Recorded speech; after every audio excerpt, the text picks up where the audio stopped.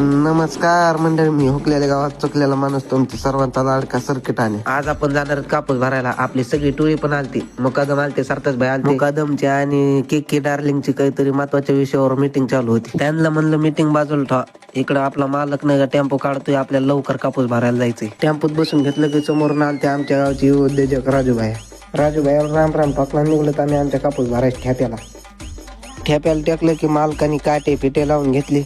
हे आपली कंपनी मालक कचाकच फाऱ्या मोजून घेत होता की आम्ही इकडे कचाकच फाऱ्या ओलतून घेत होतो टेम्पो मध्ये. इदुशेटन हे बघा मुख कसं कचाकच फाऱ्या भरून देत होतं ना, आम्ही आतमध्ये कचाकच ओलतून घेतो. आमच्या मुकादमाला अंग सोडून ताप आलते म्हणून मुकादम गेलता कापसावरच झोपी. आम्ही तेवढ्यातच आमचा केक आलता जाम घेऊन खायला. आणि जाम घेऊन खायचं झालं की आम्ही इकडं आलतो. तिकडं बघा ना आमच्या डोक्याला तार लागती राव. बरं झालं आम्ही मिलो नाही. दुसरीकडे आलो की लगेच कापूस भरायला चालू केलं. हे बघा मन किक्कीचे काय हालत कापूस बरोबर. पैसा कमायसाठी लय काम करायला लागतंय राव. जीवनात कष्ट केल्याशिवाय पर्याय नाही. आणि टेम्पो भरल्यावर आम्हाला वर थप्पड वाढल्याशिवाय पर्याय नाही.